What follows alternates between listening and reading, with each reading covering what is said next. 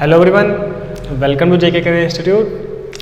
तो देखिए, पिछली 2 क्लासेस में हमने पढ़ा पीएच के बारे में और बहुत ही डिटेल्स हमने ये समझा कि सर किस तरीके से अपने पास पीएच के एप्लीकेशंस होते हैं। ठीक, तो आपको नीचे डिस्क्रिप्शन में लिंक मिल जाएगा, आप जाकर देख सकते हो। आपको पूरी प्लेलिस्ट मिल जाएगी इस चैप्टर पे। तो ये चैप्टर हिंदी मीडियम के लिए चल रहा है, आपको पता है। तो बहुत सी चीज़ें हैं जो हम लोग पढ़ चुके हैं। आप स्टार्टिंग से लेक्चर्स देख सकते हो, एक ही रात में सारी सीरीज खत्म कर दो ये वाली। ठीक, तो जितना भी कुछ हमने पढ़ा है ना, हमने बहुत सी चीज़ें पढ़ ली अपने इस एसिड बेस एंड सॉल्ट वाले पार्ट में। ठीक है, यहाँ से बहुत ही ज़्यादा क्वेश्चंस हैं जो कि आपके बोर्ड एग्जाम में बन जाएंगे आसानी से, अगर आपने बहुत ही ईमानदारी से लेक्चर्स को देखा है और नोट किया है। ठीक है, सभी चीज़ें जैसा कि मैं क्लास में बताता हूँ, वीडियोज़ में बताता हूँ, है ना।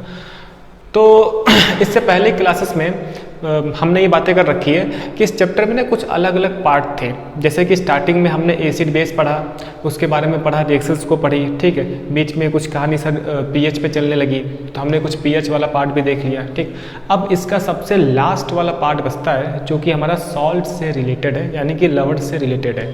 ठीक है ना। अब देखिए, इसी टाइप का कुछ एक चैप्टर होता है जो कि हमें 11th क्लास में मिलता है। अगर आप 11th क्लास में भी साइंस साइड ही पढ़ते हो, ठीक है, तो आपको केमिस्ट्री में ना ये चैप्टर काफ़ी डिटेल से मिलता है। ठीक, खैर हम इस पे आते हैं, अपने 10th क्लास वाले पार्ट पे आते हैं। तो जो अपना सॉल्ट है ना, अब देखिए पहली बार हम इस सॉल्ट को नहीं सुन रहे हैं। इससे पहले हमने एसिड एंड बेस की रिएक्शंस पढ़ी थी, याद है आपको। एसिड की रिएक्शन मेटल के साथ पढ़ी, मेटल के ऑक्साइड, नॉन मेटल के ऑक्साइड, मेटल के carbonates, metal hydrogen carbonate, bicarbonate. ठीक, तो जितना भी कुछ हमने एसिड की रिएक्शंस पढ़ी, बेस की रिएक्शंस पढ़ी, एसिड बेस की आपस में रिएक्शंस पढ़ी, तो वहाँ से जो बन रहा था ना, वो बनने वाला कंपाउंड सॉल्ट ही था, अगर आपको याद हो तो। ठीक, तो एक नॉर्मल सी बात तो सर हमें पता है कि एसिड और बेस की रिएक्शन से, ठीक है, मेरे पास सॉल्ट बनते हैं, यानी कि अम्ल और क्षार की अभिक्रिया से जो बनने वाला यौगिक है वो हमारे पास लवण कहलाता है, और साथ ही साथ वाटर भी बनता है। ठीक, आपको याद है, अम्ल क्षारक क्या मिला था सर, लवण प्लस वाटर, यानी कि एसिड बेस रिएक्शन करके मुझे सॉल्ट और वाटर देते हैं। ठीक है, इस रिएक्शन को हमने न्यूट्रलाइजेशन रिएक्शन भी बोला था, उदासीनीकरण अभिक्रिया भी कही थी, आपको याद हो तो। ठीक है ना, ये चीज़। अभी मुझे क्या पढ़ना है, जैसे कि मैं एनसीईआरटी वाली हेडिंग लिख देता हूँ। ठीक, बहुत सी चीज़ें हमने पढ़ रखी है, बहुत रिएक्शंस मैं आपको करा चुका हूँ। मैं यहाँ पर अब आपको केवल इमेज दिखाकर समय को सेव करने के लिए, मैं चाहूँ तो सब कुछ लिख के पढ़ाऊँ, बहुत उसमें समझ आता है। ठीक, मैं यहाँ पर आपको इमेज दिखाकर सभी चीज़ें समझाऊंगा। ठीक, तो आज की भी क्लास थ्योरी वाली होने वाली है, बिल्कुल कहानी सुनना है, कहानी सुनाता जाऊंगा, कुछ इसमें नई नई चीज़ें मिर्च मसाला लगाकर मैं कहानी को सुनाऊंगा, और कहानी को सुनते सुनते आपको समझना है, फिर आपको सभी चीज़ें बहुत ही आसानी से समझ में आ जाएगी। ठीक, तो लिखने वाला पार्ट आज भी कुछ नहीं है, मेरे लिए लिखने का पार्ट नहीं है, लेकिन आपको इसमें से देख देख कर जो जो चीज़ें मैं बताऊँगा उसे आप लोग नोट करते जाए नोटबुक में। ठीक है ना। तो देखिए, सॉल्ट के बारे में इससे पहले हमने जो नाम सुना है। ठीक, अभी इसमें जो मेजर पार्ट हमें क्या पढ़ना है, यानी कि सर मुझे इंपॉर्टेंट चीज़ें क्या पढ़नी है, उसके बारे में हम बात कर लेते हैं। ठीक, अब मैं एनसीईआरटी की हेडिंग जानबूझ के लिखता हूँ। ठीक, मोर अबाउट सॉल्ट, यानी कि सॉल्ट के बारे में अधिक जानकारी, क्योंकि अभी तक तो मुझे सॉल्ट के बारे में जानकारी मिल चुकी है। ठीक है, अब देखिए, कुछ एनसीईआरटी में मुझे सॉल्ट्स दिख रहे हैं, कुछ सॉल्ट्स दिए गए हैं पर्टिकुलर, है ना, स्पेसिफिक। उन सॉल्ट्स के बारे में पढ़ना है, उनमें से किसी सॉल्ट के बारे में क्वेश्चन में आ जाएगा। वो सॉल्ट कैसे बनता है, उसकी केमिकल प्रॉपर्टी क्या है, एंड उस सॉल्ट के यूजेस क्या है, यूजेस। ठीक है, तो हम एक स्पेसिफिक, एक विशिष्ट सॉल्ट के बारे में अगली क्लास से आएंगे। आज हम कुछ नॉर्मल सी बातें पढ़ लेते हैं कि सॉल्ट का यूज़ कैसे होता है। ठीक है, एंड सॉल्ट क्या होता है उसके बारे में कुछ और डिटेल से बातें। ठीक है, पीएच वैल्यू कैसे हम डिफाइन करते हैं किसी सॉल्ट के लिए। सॉल्ट के लिए भी पीएच वैल्यू हम बता सकते हैं सर, कि सॉल्ट न्यूट्रल है, उदासीन है, एसिडिक है कि बेसिक है, अम्लीय है या फिर क्षारीय है। ठीक है, तो ये कुछ छोटी मोटी बातें, और एक आध दो एक्टिविटी जो कि अभी तक हम इस चैप्टर के लिए करते आ रहे हैं, तो एक आध दो हम एक्टिविटी भी देख लेंगे। ठीक, चलिए स्टार्ट करते हैं बहुत ही खूबसूरती के साथ, है ना। अब आपको इमेज दिखेगी। ठीक है, हाँ जी, तो जिन लोगों ने पहले वीडियो देखा है उन्हें पता है कि किस तरीके से हम लोग पढ़ रहे हैं, है ना।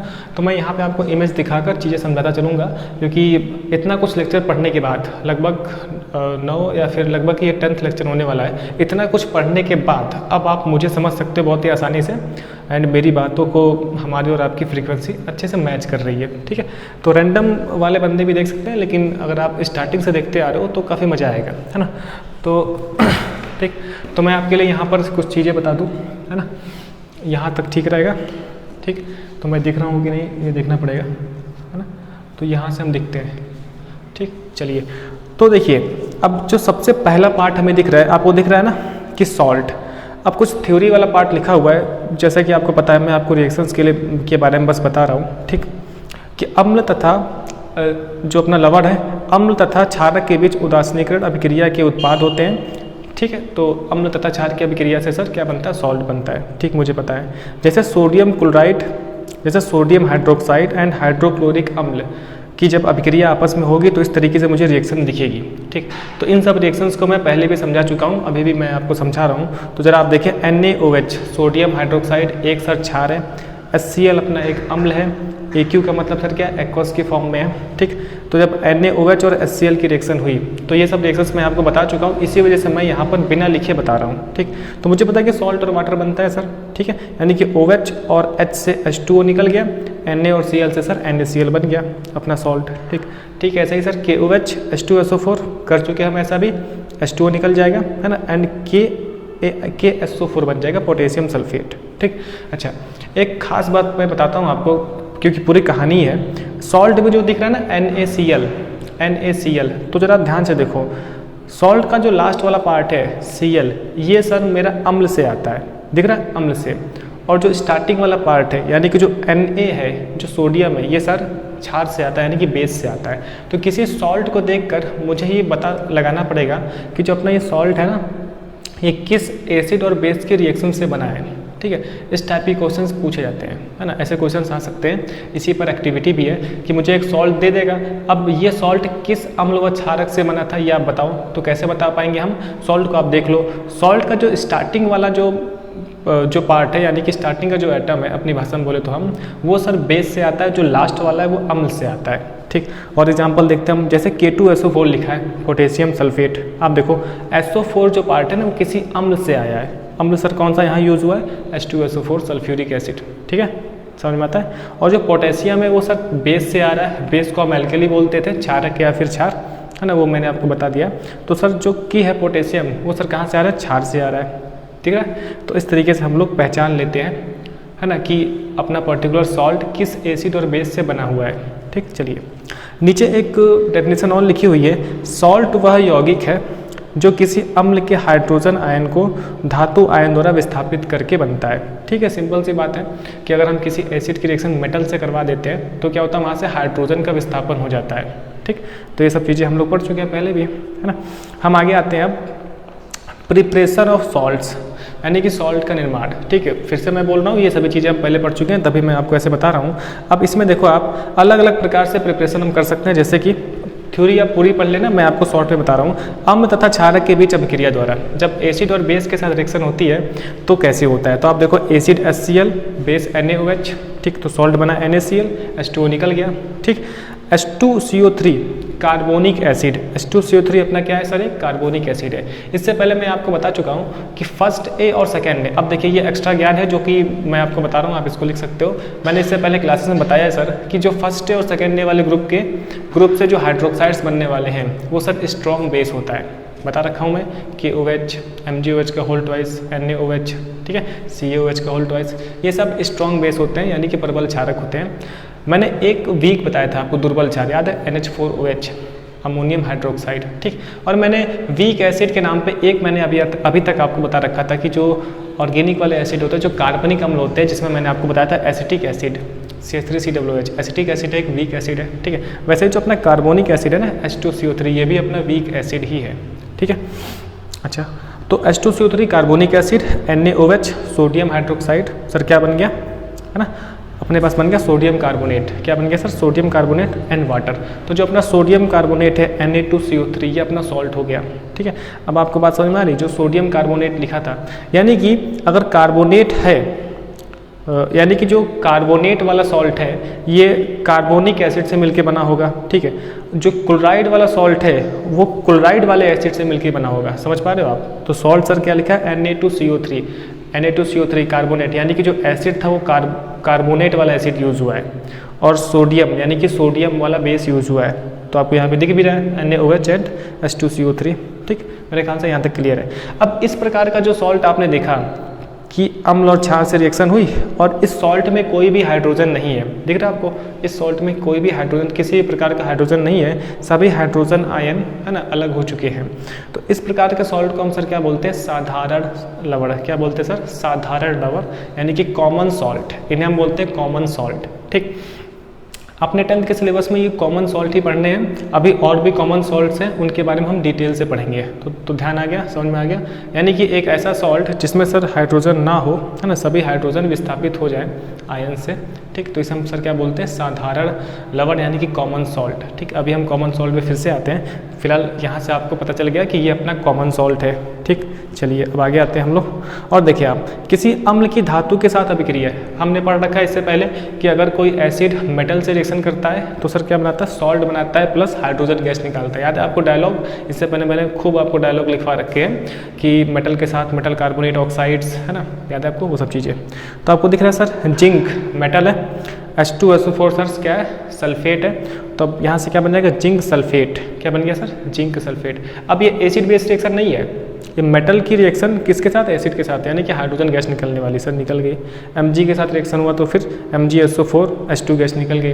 ठीक, अभी भी हम सॉल्ट को देखकर पता लगा सकते हैं। ठीक, जिंक SO4 यानी कि SO4 वाला एसिड और जिंक क्या था, मेटल, MgSO4 वाला एसिड तो H2SO4 है ना, और Mg क्या हो गया, मेटल हो गया। ठीक है, तो यहाँ तक आपको समझ में आ रहा है। नीचे हम आते हैं, ये हम पढ़ चुके हैं फिर से, धात्विक ऑक्साइड की अम्लों के साथ रिएक्शन। जो मेटल के ऑक्साइड है उनकी एसिड के साथ रिएक्शन सर कैसे होती है, तो जिंक ऑक्साइड, ठीक है, ऐसे कैल्शियम ऑक्साइड आपको दिख रहा है, जिंक ऑक्साइड H2SO4, ठीक है, तो बन गया जिंक सल्फेट H2O निकल गया। ठीक है, जैसे कैल्शियम ऑक्साइड, तो कैल्शियम का क्लोराइड बनेगा। आप थोड़ा सा चीज़ें पकड़ने की कोशिश करो, जैसे कि आप देखो जिंक ऑक्साइड था, H2SO4 था, तो जिंक ऑक्साइड में जिंक को पकड़ लो, H2SO4 में अब SO4 को पकड़ लो, तो जिंक और SO4 यानी कि जिंक सल्फेट अपना सॉल्ट है, समझे। कैल्शियम ऑक्साइड और HCl, तो आप कैल्शियम को पकड़ो और Cl को पकड़ो, यानी कि कैल्शियम क्लोराइड सॉल्ट है, H2O निकल गया।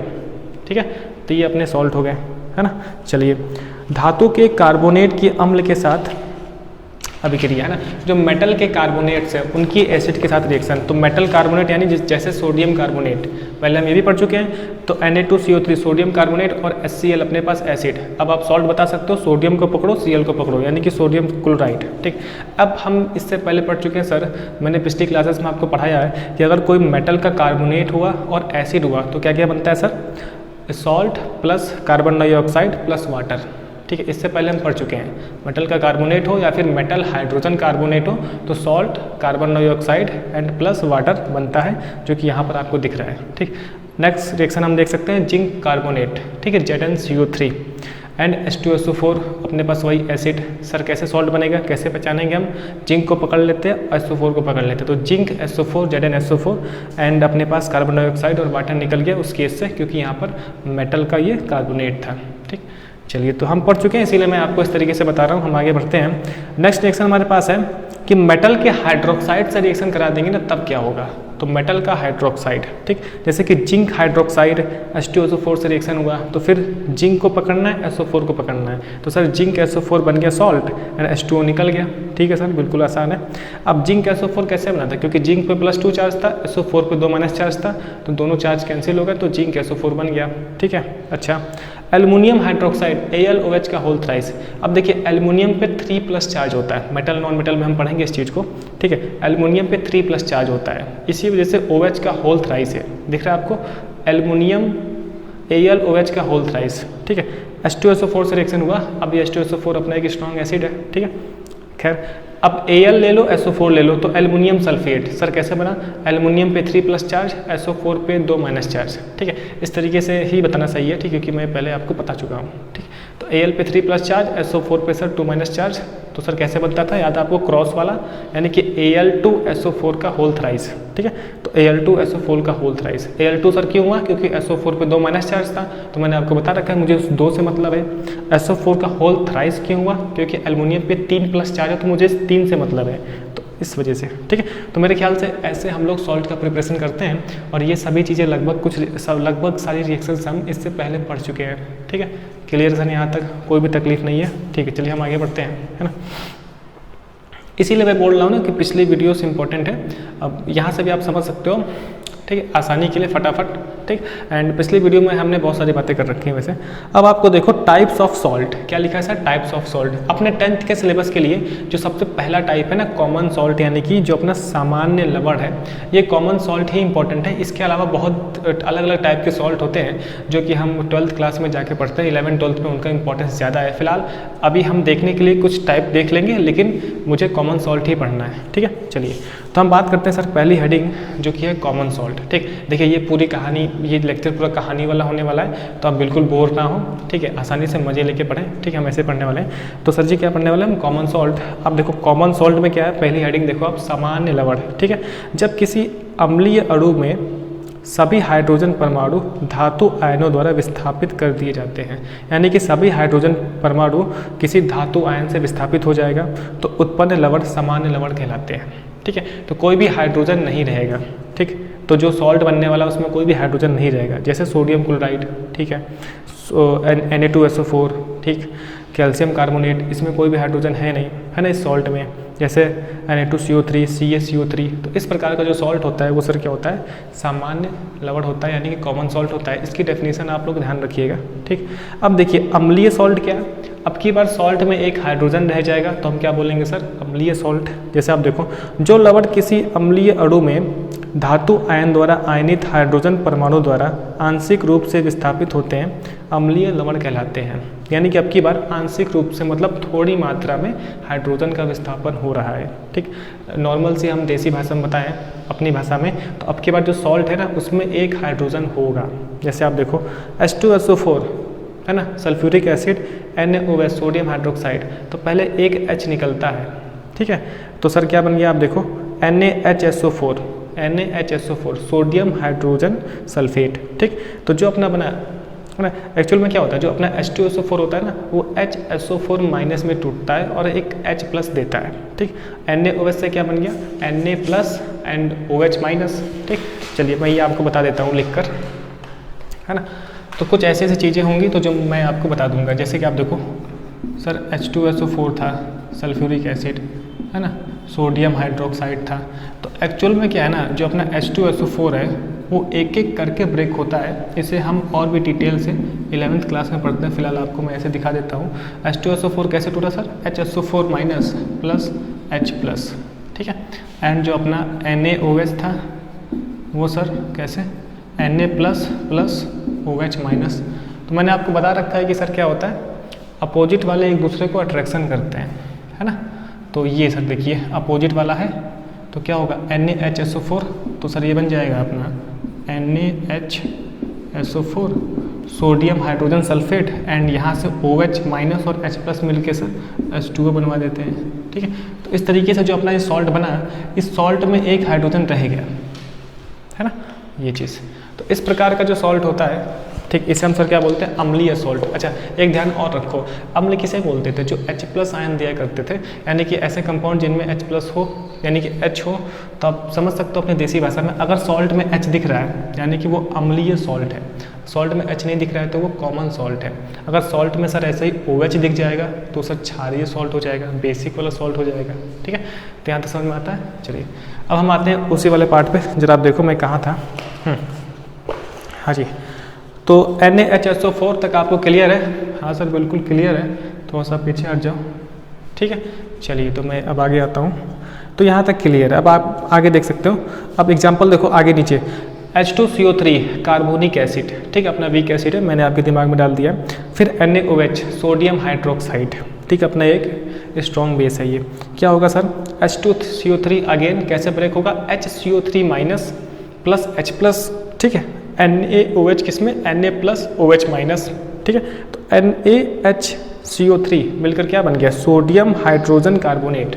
अब इस हाइड्रोजन कार्बोनेट को ना हम बाई कार्बोनेट भी बोलते हैं, तो हम सोडियम बाई कार्बोनेट बोल सकते हैं, ऊपर वाले को हम सर सोडियम बाई सल्फेट भी बोल सकते हैं। H2O निकल गया, ठीक। तो यहाँ पर अभी कहने का मतलब आपको समझ में आ चुका है कि सॉल्ट में सर एक H दिख रहा है, इसका मतलब कि सर ये अपना अम्लीय सॉल्ट है, ठीक है। ऐसे ही आप देख लो H3PO3 होता है सर फास्फोरिक एसिड, क्या होता है, फास्फोरिक एसिड। फिर NaOH, ठीक, उसी प्रकार H निकलेगा तो बचा HPO4 minus and Na plus, तो NaHPO4 माइनस यानी कि सोडियम हाइड्रोजन फॉस्फेट मिल गया, ठीक, अपना सॉल्ट।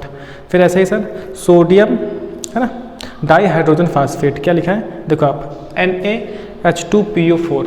अब की बार 2 हाइड्रोजन थे तो सोडियम है ना डाई हाइड्रोजन फॉस्फेट अपना एसिड है, ठीक, एंड NaOH, ठीक। अब सोडियम डाई हाइड्रोजन फॉस्फेट, एक H निकलेगा तो एक तो बच जाएगा ना, ठीक। फिर समझे, मैं इसको आपको समझा देता हूँ, जरा आप देखो, बहुत ही सिंपल सा है। जरा हम यहाँ पर देखें तो सोडियम डाई हाइड्रोजन फॉस्फेट, आप देखिए जरा ऐसे है ना, sodium di hydrogen phosphate and plus reaction sir किसके साथ है, NaOH के साथ है, सोडियम हाइड्रोक्साइड के साथ है, ठीक।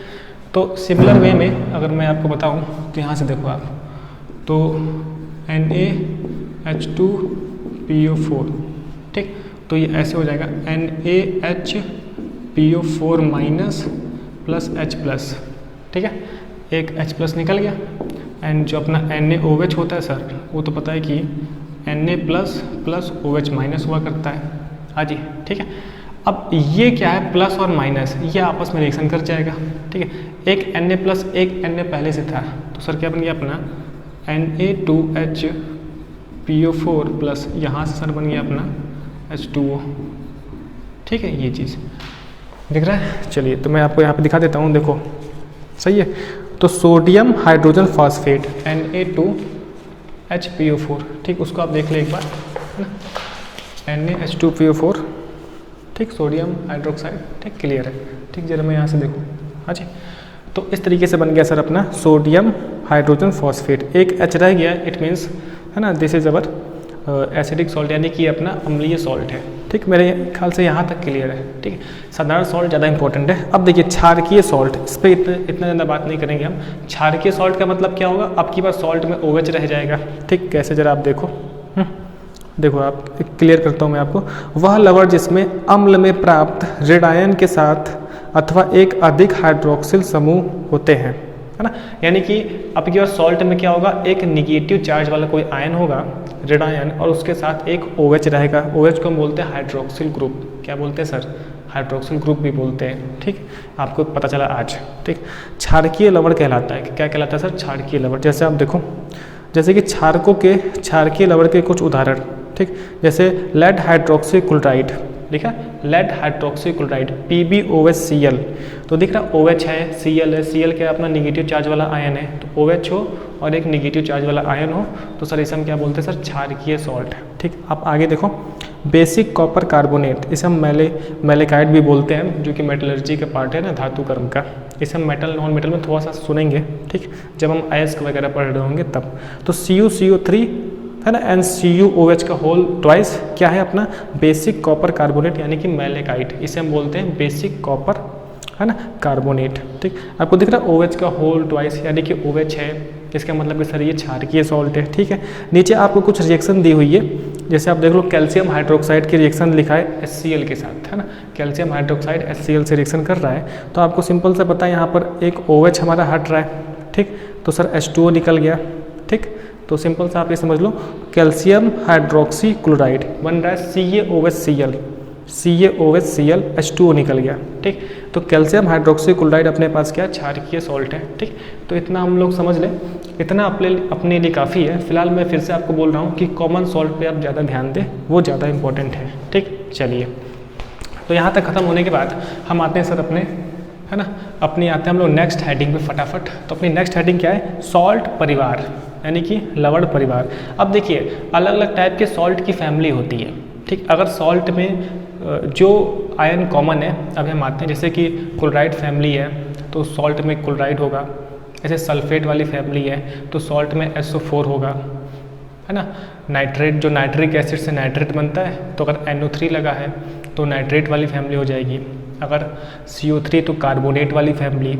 ऐसे हमारे पास अगर एसीटेट आयन है तो सर एसीटेट वाली फैमिली, ठीक। तो इस पर हम लोग आते हैं अभी। तो आप देखो जरा, नॉर्मल से कुछ कहानी आपको दिख रही है सर, दिख रहा है।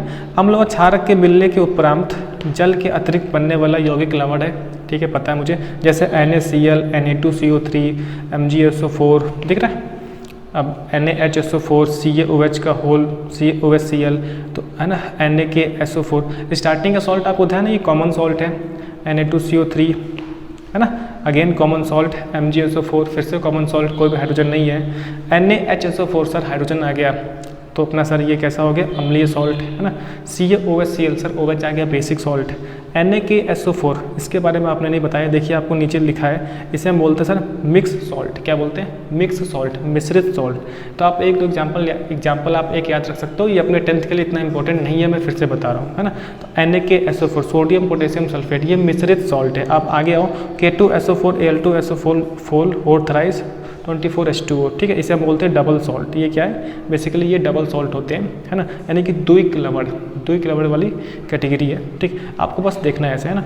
K4FeCN6 इसे हम बोलते हैं कॉम्प्लेक्स सॉल्ट, यानी कि संकर लवण, ठीक है। तो ये complex salt, double salt, mix salt, ये सब वगैरह हम 12th क्लास में जाकर पढ़ते हैं ना, 11th-12th की बातें होती है। खैर, तो हमने देख लिया सर ये सॉल्ट परिवार होता है, जिनमें से अपने लिए केवल कॉमन सॉल्ट ज़्यादा इंपॉर्टेंट है ना। कॉमन सॉल्ट अपने लिए सर ज़्यादा इंपॉर्टेंट है, ठीक। अब इसके बाद एक एक्टिविटी है, ठीक। तो एक्टिविटी पे हम पहले आएंगे, हम एक्टिविटी पे सर बाद में आते हैं, ठीक। उससे पहले मैं आपको कुछ बताता हूँ, ठीक। अब इस एक्टिविटी में क्या है, तो मेरे ख्याल से यहाँ तक क्लियर है। देखिए पूरी कहानी थी, मैंने सॉल्ट के बारे में जितना भी कुछ आपको बताया, तो सॉल्ट के बारे में हमने बहुत कुछ पढ़ लिया। सॉल्ट क्या होते हैं, एसिड बेस की रिएक्शन से बनने वाले कंपाउंड क्या होते हैं, सॉल्ट होते हैं, ठीक है। कैसे बनाएंगे हम प्रिपरेशन, तो बहुत प्रिपरेशन हमने देखे, मेटल कार्बोनेट, है ना, एंड ऑक्साइड से, ठीक है, फिर अपने किसी मेटल की एसिड से रिएक्शन, एसिड की बेस से, ठीक है। तो हमने कई सारे पार्ट में देखे। हमने टाइप ऑफ सॉल्ट्स के बारे में भी सर बात की कि कैसे कैसे प्रकार होते हैं। तो सर साधारण सॉल्ट होता है, यानी कि कॉमन नॉर्मल सॉल्ट है, हम जनरली कॉमन सॉल्ट बोलते हैं ना, कॉमन सॉल्ट, ठीक है। चलिए मैं आराम से आता हूँ। उसके बाद हमने देखा acidic salt, sir basic salt, ठीक। इस तरीके से हमने सॉल्ट फैमिली देखी, है ना, सॉल्ट फैमिली हमने देखी, ठीक। चलिए अब एक NCERT की एक्टिविटी है सर। NCERT क्या है सर, एक्टिविटी है, ठीक। जैसा कि आपको पता है कि ये रिकॉर्डिंग फिर से दोपहर में हो रही है, एंड दोपहर में काफ़ी सुस्ती, काफ़ी आलसी वाला पना रहता है, ठीक है। तो वो चीज़ें थोड़ा सा ना चेहरे पे दिखने भी लगती है, ठीक। तो ये जो गर्मी का समय ना काफ़ी खतरनाक बीत रहा है, थोड़ा सा मैं आपसे बात कर रहा हूँ, ठीक है।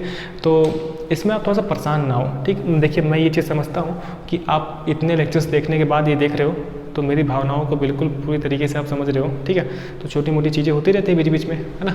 अच्छा अब क्या सर, तो एक्टिविटी में क्या है कि मुझे एक सॉल्ट दिया हुआ है सर, क्या दिया, एक सॉल्ट। ये सॉल्ट किस एसिड और बेस से मिलकर बना है, इस बात का ही बताना है, इस बात का पता लगाना है, ठीक है, इस बात का सर पता लगाना है, ठीक।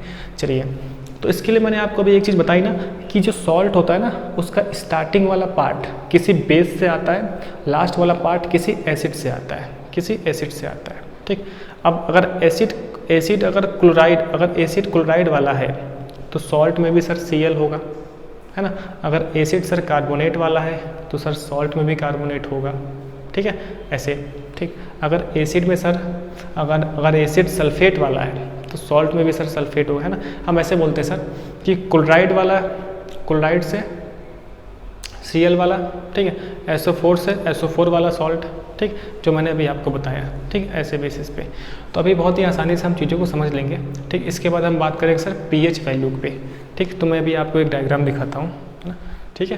तो अभी आपको एक मैं इमेज दिखा रहा हूँ, ठीक, एंड वहाँ से मैं अभी आपको समझाता हूँ, है ना। एक नॉर्मल एक हम थ्योरी की बात कर लेते हैं, ठीक है।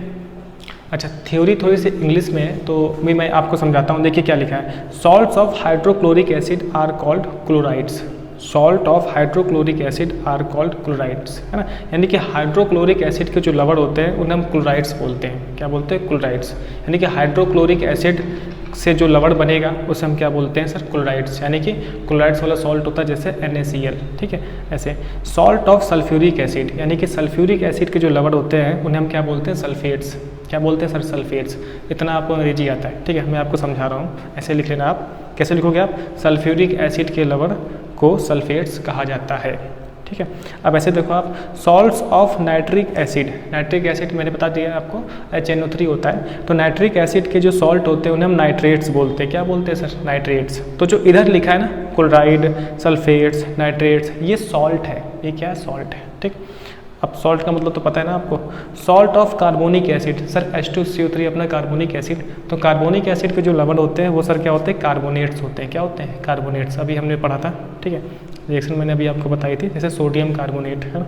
सॉल्ट ऑफ एसिटिक एसिड, तो एसिटिक एसिड का जो सॉल्ट होगा यानी कि जो एसिटिक अम्ल का लवण होगा उसे हम क्या बोलेंगे सर, एसीटेट्स। क्या बोलते हैं सर, एसीटेट्स। ठीक है, तो अब फॉर्मूला आप कर देना, hydrochloric acid HCl, sulphuric acid H2SO4, ठीक है, नाइट्रिक एसिड HNO3 होता है सर, कार्बोनिक एसिड H2CO3 होता है, बता चुका हूँ, एसिटिक एसिड CH3COOH होता है। ठीक है, चलिए अब मैं आपको एक और चीज़ दिखाता हूँ जो कि अगेन इंग्लिश में है, लेकिन आपको इतना समझ में आ चुका है यार। ठीक है, देखिए आपको एक फिर से टेबल दिख रही होगी। सर क्या दिख रहा है, मुझे टेबल दिख रहा है, हाँ दिख रहा है। तो अब इस टेबल में आप देखो, एक तरफ लिखा है फैमिली नेम ऑफ सॉल्ट। क्या लिखा है सर, नेम ऑफ सॉल्ट, है ना, लवण का नाम, बीच में लिखा है फॉर्मूला यानी कि सूत्र, है ना, इतनी तो आती है ना हिंदी।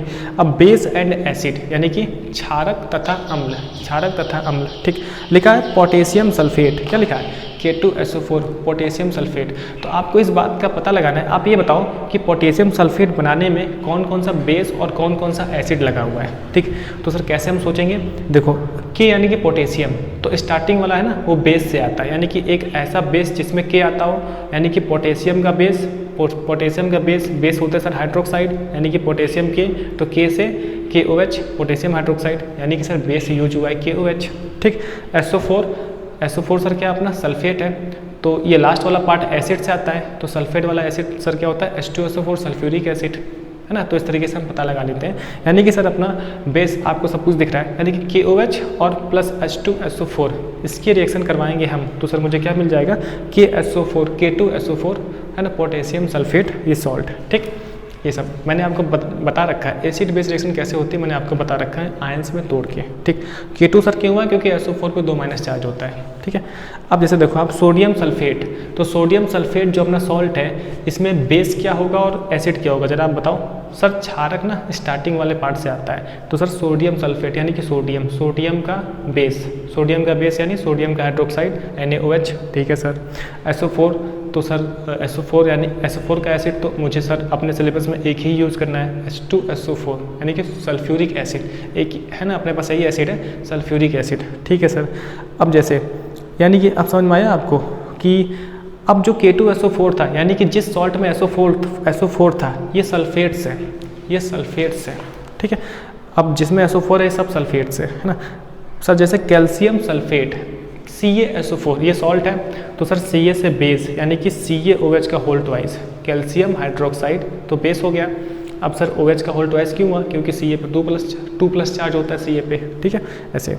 अब SO4 तो मुझे पता है H2SO4, ठीक है, आपको यहाँ पर चार्ट में दिख भी रहा है। तो इस तरीके से हम लोग पता लगा देते हैं कि अगर कोई सॉल्ट दिया हुआ है तो उस सॉल्ट के कोरस्पॉन्डिंग, उस सॉल्ट के संगत कौन कौन सा बेस होगा और कौन कौन सा एसिड होगा। ठीक, अब आप बताना, उधर मत देखना, बताना फिर भी। ठीक, सर लिखा है MgSO4, तो सॉल्ट क्या होगा, Mg से मैग्नीशियम का हाइड्रोक्साइड यानी कि MgOH का होल ट्वाइस। ठीक, SO4 तो पता है हर जगह H2SO4 है। ठीक, ऐसे CuSO4 तो कॉपर का हाइड्रोक्साइड है ना, CuOH का होल ट्वाइस, है ना। अगेन NaCl तो सर सोडियम का हाइड्रोक्साइड NaOH। ठीक, Cl से अब क्या है, Cl से एसिड, तो Cl से सर कौन सा एसिड है, हाइड्रोक्लोरिक एसिड, है ना, ऐसा एसिड जिसमें Cl आया है तो हाइड्रोक्लोरिक एसिड HCl। ठीक है, ऐसे। तो अभी तक हमने सल्फेट्स वाले सॉल्ट पढ़े, जैसे कि MgSO4, CuSO4। ठीक, अब देखो आप, एंड नीचे अब हमने क्या देख लिया, क्लोराइड वाला सॉल्ट NaCl यानी कि क्लोराइड वाला सॉल्ट। अब एक आप देखो सोडियम नाइट्रेट, दिख रहा है आपको NaNO3, सोडियम नाइट्रेट, तो सर क्या होगा, स्टार्टिंग वाले से बेस, लास्ट वाले से एसिड, तो सोडियम का सर बेस यानी कि सोडियम हाइड्रोक्साइड NaOH, है ना, नाइट्रेट का अम्ल, तो सर नाइट्रिक एसिड हमने पढ़ रखा है HNO3, तो सर हम ऐसे सोच लेंगे, यानी कि NaNO3 सर कैसे मिला था, NaOH प्लस HNO3 से मिलके बना था। ठीक है, क्लियर है ना। तो इसे हम नाइट्रेट्स बोला करते हैं, इस सॉल्ट को हम नाइट्रेट्स बोलते हैं। अब आगे देखो आप, Na2CO3 सर सोडियम कार्बोनेट, है ना सर। अब आप मत बताओ, मैं बताऊंगा सर। सोडियम से सर सोडियम का हाइड्रोक्साइड, सोडियम का बेस यानी NaOH, कार्बोनेट से सर कार्बोनेट वाला एसिड यानी कि अभी हमने पढ़ा कार्बोनिक एसिड यानी कि H2CO3।